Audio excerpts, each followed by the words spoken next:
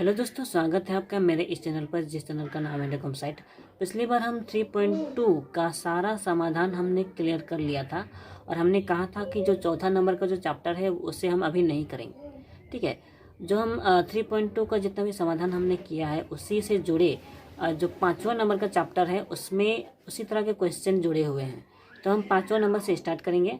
ठीक है, तो आज हम 5.1 का पहला चैप्टर क्लियर करेंगे। ठीक है, तो चलिए फिर शुरू करते हैं।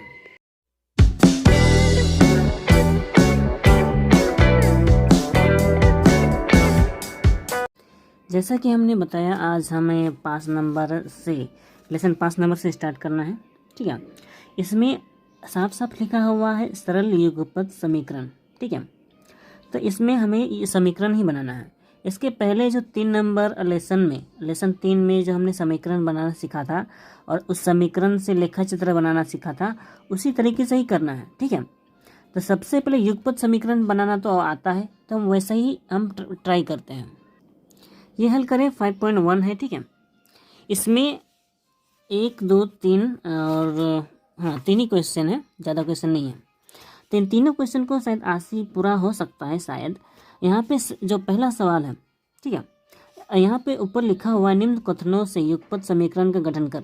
ठीक है, यानी कि इसमें से हमें युगपत समीकरण गठन करना है और समीकरण का गठन करना तो हम पहले ही सीख चुके हैं ना। तो समीकरण का गठन कर इन्हें हल करने का प्रयास करें। तो इन्हें समीकरण का गठन करना है और इन्हें हल करने का प्रयास करना है, बस इतना ही। पहला 1 नंबर जो है, हमारी बहन और हमारे पिता, दो लोग हैं, एक बहन है और पिता है, कि वर्तमान उम्रों का योग। देखिए, दोनों का जो वर्तमान उम्र है वो नहीं दिया गया है, लेकिन उनकी उम्र का योग दिया हुआ है। तो हमें पता है इस तरह के समीकरण में जो चीज़ नहीं रहती है उसे मानना पड़ता है। ना तो बहन का उम्र है ना तो पिता का उम्र है, तो दोनों की उम्र को हमें मानना पड़ेगा और उनके उम्र का योग करके 55 करना होगा। उनका उम्रों का योग 55 वर्ष है। तो ये पहला समीकरण इसी में बन जाता है।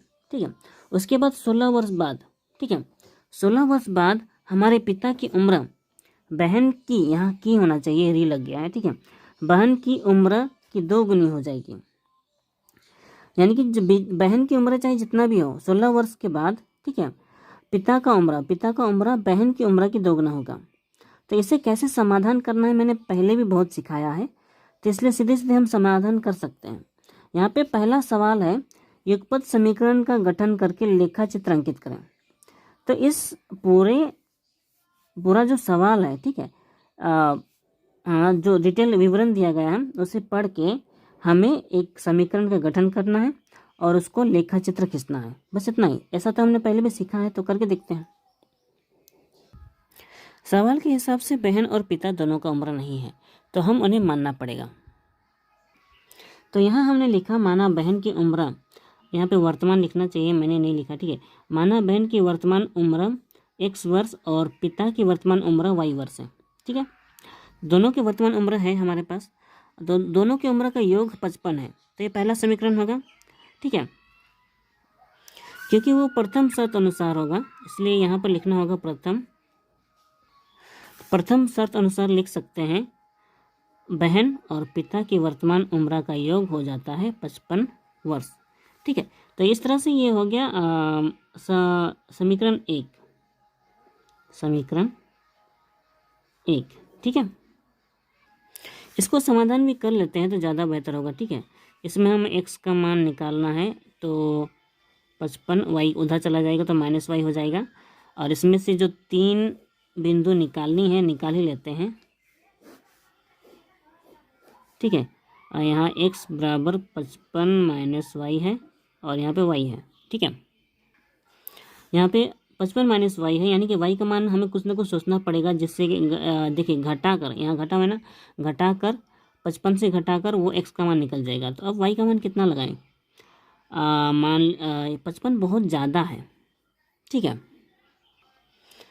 तो y का मान अगर हम छोटा मोटा मानेंगे तो x का मान बहुत ज़्यादा निकल जाएगा, तो कुछ ज़्यादा ही y का मान मानते हैं। ठीक है, चलो मान लेते हैं हम 30। ठीक है, y का मान 30, तो अगर 55 से 30 घटाते हैं तो कितना होगा? यहाँ 5 से 3 घटा 2, ठीक है, 25 हो जाता है। वहीं पे y का मान अगर हम मानते हैं 31, ठीक है, 31, तो 55 से अगर 31 घटाते हैं तो 5 एक 4 होता है, और यहाँ 5 से 3 घटा दो 24 होता है। वहीं पे अगर 32 लगाते हो, सीधी सी बात है 23 हो जाएगा, है ना। जितना यहाँ बढ़ाते जाएंगे उतना ही यहाँ घटते जाएगा, मतलब यहाँ घटते जाएगा, ठीक है। तो यहाँ पे 3 बिंदु हमारे निकल चुका है, इसलिए लिख सकते हैं समीकरण 1 से पाते हैं x, y। पहला बिंदु है 25, 30, दूसरा है 24, 30 और तीसरा है 23, 32, ठीक है।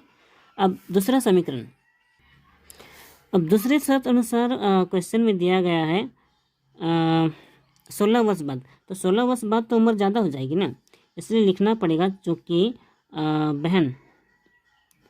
बहन की 16 वर्ष बाद उम्र, ठीक है, 16 वर्ष बाद।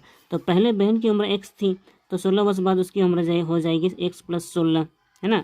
ये हो जाएगी x + 16 वर्ष, ठीक है। उसी तरह से पिता की 16 वर्ष बाद उम्र हो जाएगी y + 16, तो ये पिता की उम्र हो जाएगी, ठीक है। तो द्वितीय शर्त अनुसार में कहा है जो पिता की उम्र है वो बहन की उम्र का दोगुना होगा, ठीक है। बहन की उम्र का दोगुना होगा, किसकी उम्र का? बहन का दोगुना, बहन की उम्र का दोगुना। यानी कि बहन की उम्र कितना है? बहन का उम्र x + 16 है, x + 16 है, ठीक है। इसका दोगुना हो जाएगा, बहन की उम्र का दोगुना हो जाएगा, दोगुना हो जाएगा तो उसके बराबर कौन हो जाएगा? पिता का उम्र, पिता का उम्र है y + 16, y + 16, ठीक है।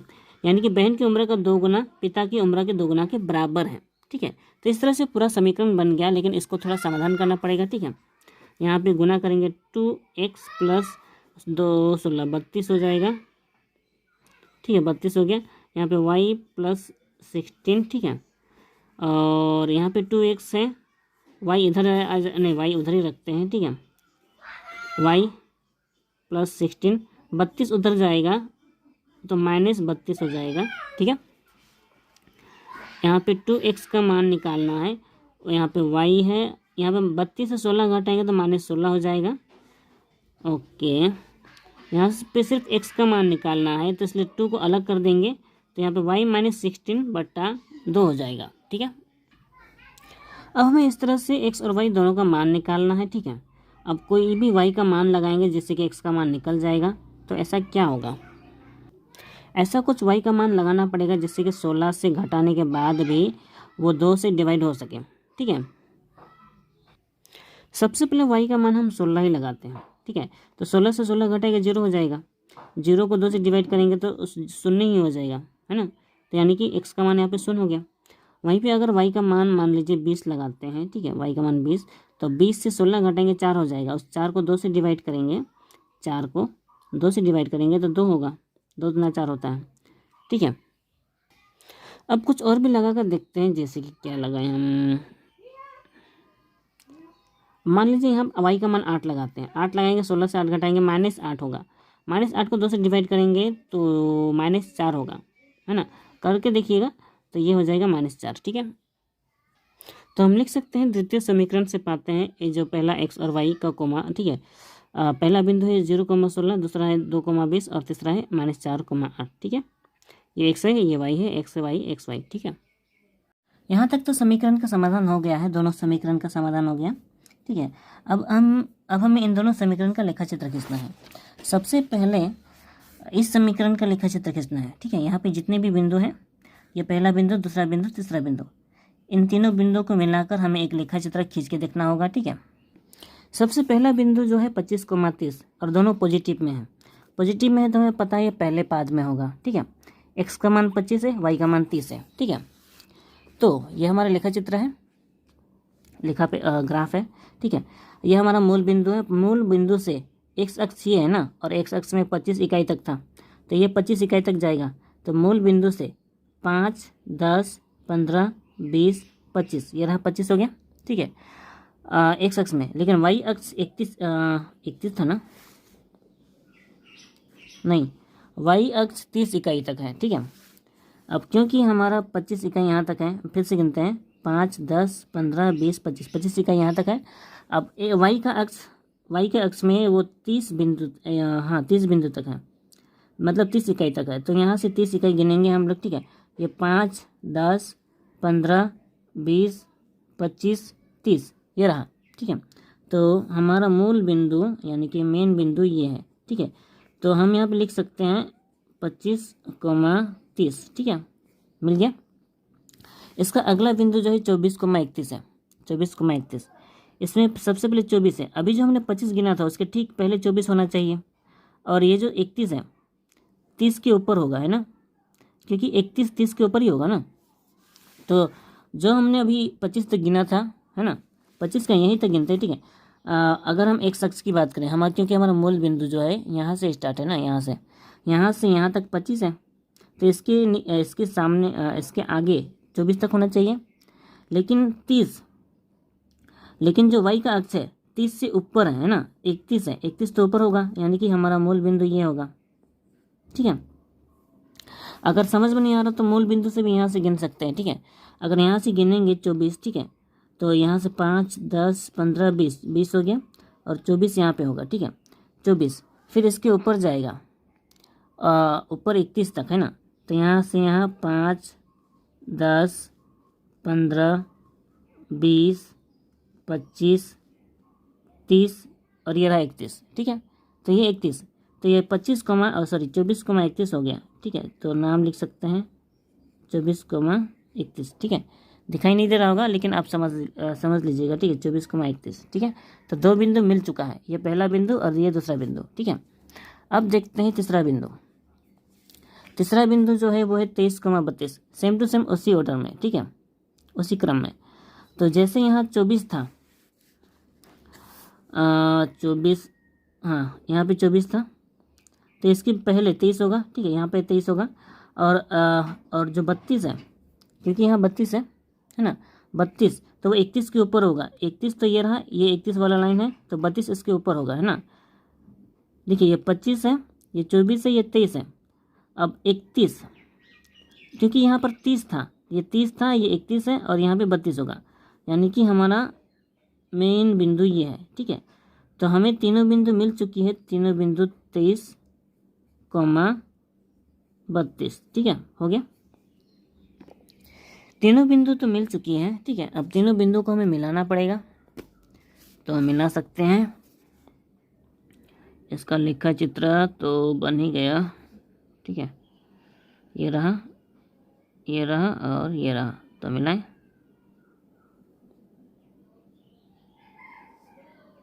कुछ टेढ़ा हो रहा है लगता है, क्योंकि वहाँ बाकी ये जो तिरछा रेखा है वो पे मिलना चाहिए, ठीक है, तो मिल नहीं रहा है। मिलेगा तो वो सही होगा।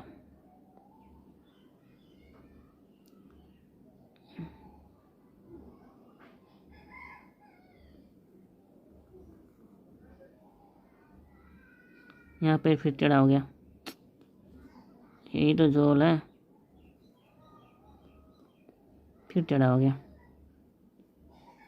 लगता है पेंसिल मैंने ठीक से चला नहीं, ठीक है। अच्छा, अब ठीक है, ठीक है। तो ये एक लाइन में इस रेखा में यहाँ पे इस बिंदु में मिलते हुए पार होना चाहिए, ठीक है। तो ये पार हो गया, तो अब इसका नाम तो दे ही सकते हैं हम लोग, ठीक है। ये हो गया ए और ये हो गया बी, ठीक है। तो ये रेखा चित्र बन गया। अब जो दूसरा समीकरण है उसका लेखा चित्र खींच कर देखते हैं, ठीक है। यहाँ पे 0,16 है, 2,20 है, -4,8 है। तो सबसे पहले 0,16, और ये दोनों पॉजिटिव में है, तो पहले पाद में ही होगा। तो सबसे पहले मूल बिंदु से 0,16, तो x का मान 0 है, लेकिन y का मान 16 है, y का मान 16 है, तो यानी कि पॉजिटिव ऊपर जाएगा। यहाँ से 5, 10 और 10, 5, 15, 15 और 1, 16, ये रहा।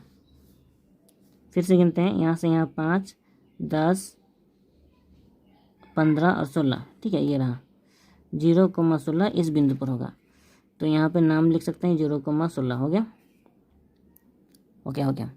उसके बाद दूसरा बिंदु जो है 2,20, ठीक है, 2,20, x का मान 2 है, तो यहाँ x पॉजिटिव यानी कि इधर जाएगा, क्योंकि x का मान 2 वो पॉजिटिव में है ना, तो यहाँ से 2, 1, 2 यहाँ पे होगा, 2 यहाँ पे होगा, लेकिन हाँ y का मान पॉजिटिव है, 20 में है, y का मान 20 है, पॉजिटिव में 20 यानी ऊपर जाएगा।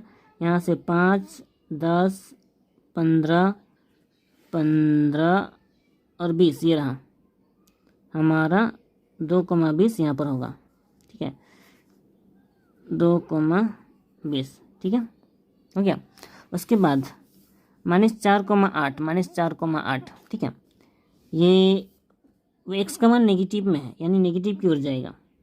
ठीक है, और लेकिन वाई का मान पॉजिटिव में है यानी कि इस पाद में होगा।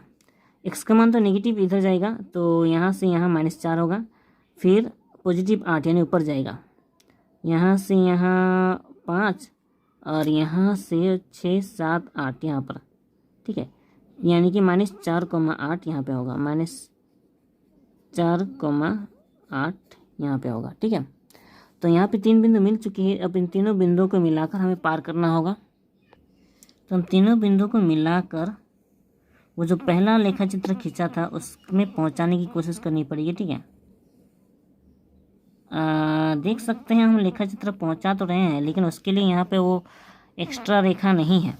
ठीक है, तो हम इस रेखा को भी पार कर देते हैं यहाँ से। ठीक है,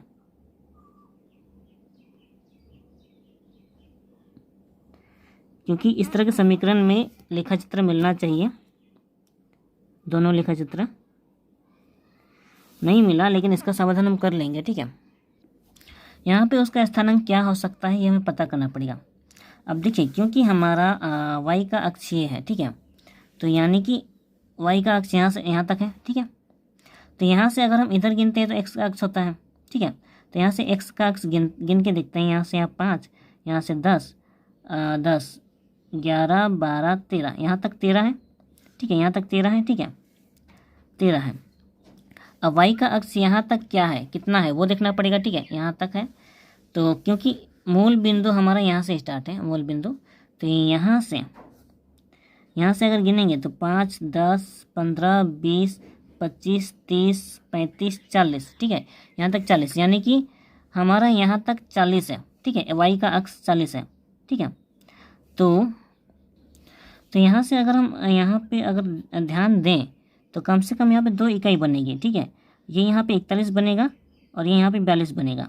ठीक है, यानी कि वाई का मान यहाँ पे 42 होगा। ठीक है, यहाँ पे एक्स्ट्रा आप लकीर खींच लेंगे तो आपको समझ में आ जाएगा। यहाँ पे एक्स्ट्रा एक लकीर होगा, मैं नहीं खींच रहा हूँ, आप खुद से खींच लीजिएगा। ठीक है, यहाँ पे भी एक एक्स्ट्रा लकीर होगा। ठीक है, ये एक्स का अक्ष होगा और ये वाई का अक्ष होगा। ठीक है, तो जो मेन लकीर है वो यहाँ पे मिलेगा। ठीक है, मेन लकीर जो है यहाँ पे मिलेगा, यानी कि वाई का मान यहाँ पे एक्स का मान कितना था, एक मिनट फिर से गिनते हैं क्योंकि यहाँ से गिना था ना, 5, 10, 15, नहीं यहाँ से नहीं, यहाँ से गिना था 5, 10, 15, 15, 16, 17, 18, 18 ना, नहीं मिस्टेक गिन रहा हूँ मैं, फिर से गिनते हैं। यहाँ देखिए, मूल बिंदु यहाँ से है तो यहाँ का तो वाई ये है, तो 5, 10, 10, 11, 12, 13, हाँ 13, यानी कि एक्स का मान 13 होगा, यहाँ पे 13 लिख सकते हैं।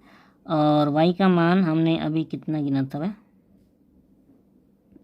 वाई का मान हमने गिना था 42। ठीक है, ये हो गया 42, यानी कि 13,42। ठीक है, तो दोनों लेखा चित्र तो निकल गया है। अब क्वेश्चन में क्या कहा है ये देखते हैं। ठीक है, लेखा चित्र की सहायता से युगपत समीकरण का हल मिलता है कि नहीं। अब देखिए, हल मिलता है कि नहीं वो पूछा है। दोनों का उभय, अगर दो लेखा चित्र हैं, ठीक है, और दोनों का एक उभयनिष्ठ हल मिलता है, यानी कि दोनों का एक ही अंक में कहीं भी मिलता है, ठीक है, तो वो उभयनिष्ठ हल होता है।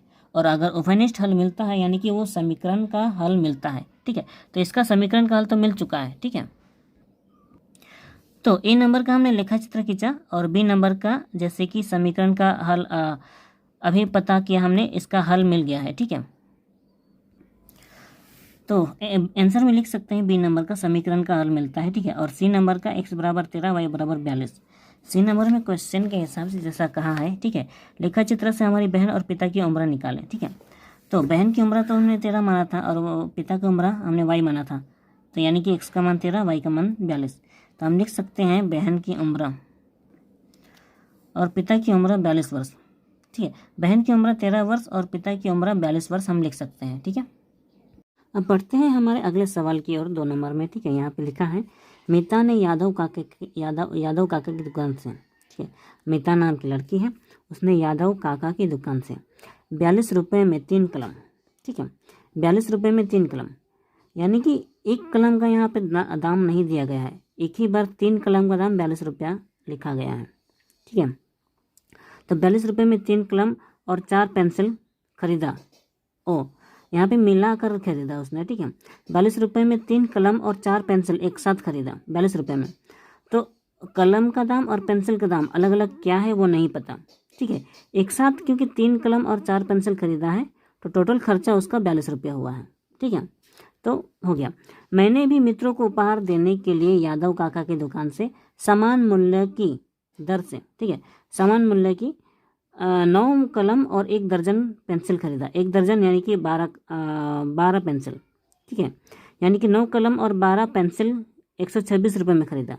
ठीक है, यानी कि जो पहले नीता ने खरीदा 3 कलम और 4 पेंसिल का टोटल खर्चा ₹42 और यहाँ पे 9 कलम और 1 दर्जन यानी कि 12 पेंसिल का टोटल खर्चा ₹126 हो रहा है। तो दोनों का खर्चा अलग अलग निकाल कर उनको टोटल निकालेंगे तो ये पहले वाले का 42 के बराबर होगा और दूसरे वाले का 126 के बराबर होगा। तो दोनों समीकरण को हमें बनाना पड़ेगा। यहाँ पे बोला है ए नंबर में युगपत समीकरण का गठन कर लेखाचित्र अंकित करें। ठीक है, यानी कि यहाँ भी समीकरण गठन करना है, वो तो हमें पता है। बी नंबर में इन दोनों समीकरणों का उभयनिष्ठ समाधान मिला या नहीं, यानी कि इनका समाधान मिलता है या नहीं वो हमें निकालना है। और अगर मिलता है तो एक पेन और एक पेंसिल का अलग अलग मूल्य क्या होगा, लेखा चित्र से मिलता है या नहीं, यानी कि एक पेन और एक पेंसिल का अलग अलग मूल्य लेखा चित्र से मिलेगा या नहीं ये हमें पता करना है। अगर उसका उभयनिष्ठ समाधान मिलेगा तो उसका अलग अलग मूल्य भी निकल ही जाएगा। ठीक है, तो करके देखते हैं। तो क्वेश्चन के हिसाब से कलम और पेंसिल का मूल्य नहीं है तो हमने माना। ठीक है, माना एक कलम का मूल्य बराबर ₹100 और एक पेंसिल का मूल्य ₹Y। ठीक है, तो मीता ने तो 3 कलम खरीदा, इसलिए लिख सकते हैं मीता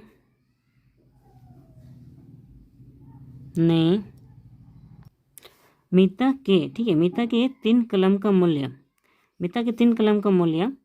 क्योंकि एक कलम का मूल्य x है तो 3 कलम का मूल्य 3x होगा, ₹3।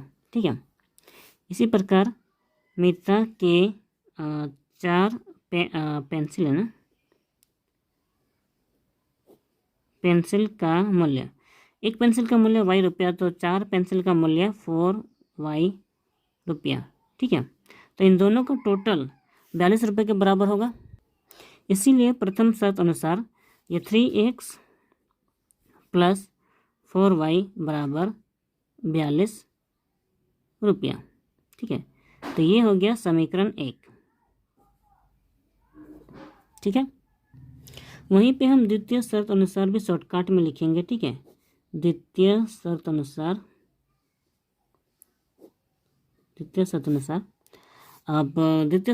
क्योंकि 9 कलम था तो उसको 9x खर्चा होगा प्लस और 1 दर्जन यानी कि 12 कलम था यानी कि 12y खर्च होगा। ठीक है, 12y, तो इन दोनों का टोटल रुपया खर्च हुआ है ₹126। ठीक है, तो ये हो जाएगा समीकरण 2। ठीक है, तो आगे हमें इसका अलग अलग मान निकालना है तो पहले समीकरण 1 से निकालते हैं। ठीक है, समीकरण 1 से पाते हैं हमें x का मान निकालना है तो x इधर ही रहेगा। मैं डायरेक्ट कर रहा हूँ 12 तो 42 उधर पहले से ही है, 4y उधर जाएगा तो माइनस हो जाएगा, लेकिन ये जो 3 है 3 आ जाएगा नीचे। ठीक है, तो अब इसका समाधान करके देखते हैं। हमें 3 बिंदु चाहिए। ठीक है, यहाँ पे x बराबर 42 - 4y/3 और यहाँ पे y। ठीक है, तो 3 बिंदु मैं खुद से निकाल रहा हूँ क्योंकि आपको निकालना आता है इसलिए मैं करके नहीं दिखा रहा हूँ, मैं डायरेक्ट लिख रहा हूँ। तो समीकरण के जो तीनों बिंदु होते हैं यहाँ पे हमने मान निकाल लिया है। ठीक है, अगर हम y का मान 0 लगाते हैं तो x का मान 14 निकल आएगा। इसका समाधान कर सकते हैं आप लोग, तो कर लीजिएगा। y का मान अगर 3 लगाते हैं तो x का मान 10 निकलेगा, y का मान 6 लगाते हैं तो x का मान भी 6 ही निकलेगा। ठीक है, तो इसका जो तीनों बिंदु होना चाहिए x, y। ठीक है, यहाँ पे पहला बिंदु है 14,0 निकल गया, दूसरा बिंदु है 10,3 और तीसरा बिंदु है 6,6। ठीक है, तो अब हमें इसको लेखा चित्र में सजाना है, लेकिन इसके पहले हम दूसरे समीकरण का भी निकाल लेते हैं। समीकरण 2 का भी हमें उसी तरह से बनाना है। ठीक है, यहाँ भी वही करना है, इसमें से x का मान निकालना है, 126 उधर पहले से ही 12y उधर जाएगा तो माइनस हो जाएगा, 12y माइनस में चला गया, माइनस 12y। ये जो 9x के साथ है, क्योंकि x का मान निकालना है, उसके साथ अलग हो रहा है तो हमें पता भी नीचे जाएगा, है ना। वैसे अगर ध्यान दिया जाए तो इन दोनों में से कुछ कॉमन निकलेगा, तो हम इनको कॉमन निकाल कर देखते हैं। ठीक है, x बराबर, इसमें से कॉमन, इन दोनों में से कॉमन जाएगा 3। ठीक है, 3 कॉमन जाता है तो 3 चौके 12, 3 दूना 6, 3 दूना 6, 3 चौके 12, यानी कि 42 तिया 126 हो जाएगा। ठीक है, माइनस हुआ, माइनस, फिर 3 चौके 12 और ये y का y ही रहेगा, नीचे 9। ठीक है, इतना करने के बाद देख रहे ये गुना में सटा हुआ है और नीचे भी गुना में सटा हो तो हम नीचे ऊपर काट सकते हैं। ठीक है, ये 3 तिया 9 हो गया, तो बचेगा हमारा x बराबर 42 माइनस 4y बटा 3। ठीक है, अब जो भी हमें निकालना है इसके 3 बिंदु हम आसानी से निकाल सकते हैं। तो यहाँ x बराबर 42 माइनस 4y बटा 3 और y। ठीक है, इसमें से हम x और y का मान निकालना है, तो लगा कर देखें। देखिए, इस तरह का मैथ हमने पहले भी किया है, तो इसलिए फिर भी इसमें भी मैं डायरेक्ट कर रहा हूँ। ठीक है, आप खुद से ट्राई कर लीजिएगा, लेकिन शायद निकालने की ज़रूरत नहीं है, क्योंकि ये जो हम देख रहे हैं ये पहले वाले समीकरण की तरह दिख रहा है। देखिए, x बराबर 42 माइनस 4y बटा 3 है, और इसके पहले भी यहाँ पे देखिए x बराबर 42 माइनस 4y बटा 3 था, है ना। सेम टू सेम वही है, यानी कि उतना का उतना ही निकलेगा जो हमने यहाँ पहले निकाला था। ठीक है, यानी कि इन्हीं को लगा सकते हैं हम। ठीक है, 14 0 10 3 6 6। ठीक है, तो 14 0 10 3 और 6 6। ठीक है, यानी कि यहाँ हम लिख सकते हैं x, y बराबर, पहले है 14 है ना, 14, 0, दूसरा है 10, 3 और तीसरा है 6, 6। देखिए, क्योंकि दोनों समीकरण के बिंदु सेम सेम है, यानी कि ये सिर्फ एक ही रेखा में है। ठीक है, कोई अलग अलग समीकरण या फिर अलग अलग रेखा नहीं है, लेकिन समाधान वही होता है, वही रेखा बनेगा। ठीक नहीं लग रहा, तो हम इस 3 के अलावा कुछ और समाधान बनाने की कोशिश करते हैं। ठीक है, तो x बराबर, ये हमने दूसरा समीकरण फिर से अलग से ट्राई किया। ठीक है, अलग x बराबर, यहाँ पे y का मान 9 लगाया, तो 9 अगर लगाते हैं 9 4 36 होगा, तो 36 और 42 घटेगा, 36 और 42 अगर घटेगा तो 36 से 9 4 36, 36 से 42 घटेगा, सॉरी 42 से 36 घटेगा तो 6 बचेगा। उस 6 को 3 से भाग करेंगे तो 2 आएगा, यानी कि यहाँ पे 3 दूना 6 होना चाहिए। ठीक है, मैंने गलती लगा दिया। ठीक है, उसके बाद y का मान 12 अगर लगाते हैं तो 12 से 4 गुना होगा, 12 चौके होता है 48। तो 48 से अगर हम 42 घटाते हैं तो क्योंकि 48 ज़्यादा होगा इसलिए वो -6 होगा, 48 से 42 घटाएंगे तो -6 होगा, -6 को 3 से भाग करेंगे तो 3 दूना 6 हो जाएगा, यानी कि -2 होगा। ठीक है, फिर वहीं पे अगर हम y की जगह पर 15 लगाते हैं तो 15 चौके 60 हो जाएगा। 60 से अगर हम 42 घटाते हैं, 60 से अगर हम 42 घटाते हैं तो 18 आएगा। ठीक है, उसी 18 को अगर हम 3 से भाग करते हैं तो 3 6 18, यानी कि -6 होगा। ठीक है, तो इस तरह से इसका मान निकालना तो हमें आता है, इसलिए इसे समझाने की ज़्यादा ज़रूरत नहीं है। तब क्योंकि हमारे पास 2 लेखा चित्र का मान निकल चुका है, सबसे पहले ये 2,9 है, तीसरा अब यहाँ पे -2 ज़्यादा हो गया, -2,12 है। ठीक है, ये 12 है, और तीसरा है -6,15। ठीक है, तो दोनों समीकरण के जो अलग अलग 3 बिंदु होती है हमारे निकल चुके हैं। अब दोनों समीकरण का लेखा चित्र खींचना होगा। सबसे पहले हमें इस लेखा चित्र का समीकरण खींचना होगा, इस समीकरण का लेखा चित्र खींचना होगा। पहले समीकरण का जो पहला बिंदु है 14,0। ठीक है, यहाँ पे x का मान 14 है और y का मान 0 है, यानी कि y का मान कहीं नहीं जाएगा, केवल x का मान 14 जाएगा, वो भी पॉजिटिव में। ठीक है, तो हमारे पास जो ग्राफ पेपर है, x का मान 14 पॉजिटिव में यानी कि इधर जाएगा, तो यहाँ से यहाँ 5 10 हो गया, और 15 यहाँ पे होता है, तो ये वाला 14 होगा। ठीक है, यानी कि 14 यहाँ पर हुआ, लेकिन y का मान 0 है, इसलिए ना तो ऊपर जाएगा ना नीचे आएगी, इसलिए यहाँ पर ही ये बिंदु होगा। ठीक है, तो हम यहाँ पे लिख सकते हैं 14,0, ठीक है, हो गया। ओके, अब अगला बिंदु जो है वो है 10,3, दोनों पॉजिटिव में है, ठीक है, यानी कि पहले पाद में ही होगा। तो 10, x का मान 10 है, यानी कि यहाँ से यहाँ 5, यहाँ से यहाँ 10, ठीक है 10, लेकिन y का मान 3 है, पॉजिटिव में, पॉजिटिव में है तो ऊपर जाएगा 1 2 3 यहाँ पर, ठीक है, यहाँ पर, यानी कि ये वाला बिंदु होगा, ठीक है। तो हम इसको लिख सकते हैं 10,3, ठीक है, हो गया। अब अगला बिंदु है 6,6, तो दोनों पॉजिटिव में है तो 6,6, यानी कि मूल बिंदु से यहाँ से 5, फिर यहाँ से यहाँ 1 6, ठीक है, सेम टू सेम 6 ऊपर जाएगा y का मान, यहाँ से यहाँ 5 और यहाँ से यहाँ 1 6, ठीक है, यानी कि ये होगा हमारा 6,6, ठीक है।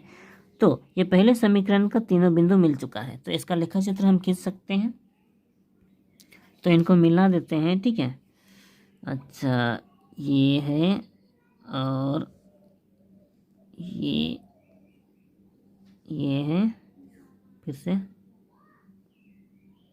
ये रहा और ये,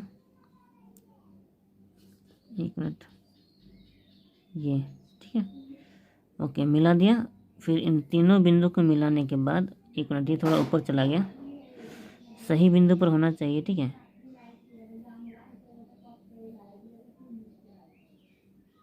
हाँ अब ठीक है, लगता तो ठीक है, शायद कहीं और खिसका भी है, शायद पेंसिल की कुछ प्रॉब्लम है, क्योंकि ये यहाँ पर मिला है लेकिन वहाँ पर नहीं मिला है। मैं और अच्छी तरह से मिला लेता हूँ, ठीक है, यहाँ इससे अच्छी तरह से मिला लेना ही ज़्यादा बेहतर होता है, नहीं तो मिस्टेक हो जाती है। ये एक मिनट, ये मिस्टेक ही हो रहा है,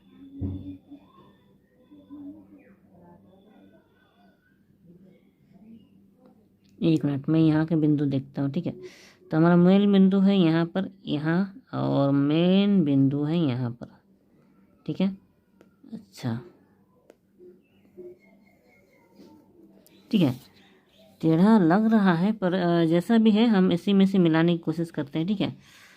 अच्छा, ये हो गया। अब दूसरा लेखा चित्र का समीकरण, दूसरा समीकरण का लेखा चित्र, दूसरे समीकरण का पहला बिंदु है 2,9, ठीक है। तो हमें 2,9 पॉजिटिव में है दोनों, सबसे पहले x का मान 2 है, यानी कि यहाँ से 1 2, ये हो गया। y का मान 9 है तो ऊपर जाएगा, यहाँ से यहाँ 5 और यहाँ से यहाँ तक ये वाला 4 होगा, ठीक है, ये वाला बिंदु, यानी कि 2,9 ये होगा, ठीक है। तो हम नाम लिख सकते हैं 2,9, ठीक है, हो गया। आगे है -2,12, ठीक है, -2,12, -2, लेकिन हाँ ये नेगेटिव में है, यानी कि वो बाईं की ओर जाएगा, ठीक है। तो हमारा मूल बिंदु ये 1 2 -2 हो गया। फिर 12 इकाई पॉजिटिव में था इसलिए ऊपर जाएगा, ठीक है, यहाँ से यहाँ 5, फिर यहाँ से यहाँ 10 और यहाँ से आगे 12, ये रहा, ठीक है। तो हम इसका नाप लिख लेते हैं, नाम -2,12 हो गया। अगला बिंदु जो है -6,19 है, x का मान माइनस में है, -6, तो x का मान माइनस है तो इधर ही जाएगा, तो यहाँ से यहाँ 5, यहाँ से यहाँ 6, ठीक है, -6,19, तो 19 पॉजिटिव में है तो ऊपर जाएगा, एक मिनट, कुछ मिस्टेक तो नहीं है, -6,19, हाँ ठीक ही है। तो मेन हमारा यहाँ से यहाँ 5, यहाँ से यहाँ 1 6 हो गया, फिर 19 यानी कि ऊपर जाएगा, तो यहाँ से यहाँ 5 5 10 10 5 15 15 4 19, ये रहा, ठीक है। तो ये हमारा मूल बिंदु होगा, ठीक है।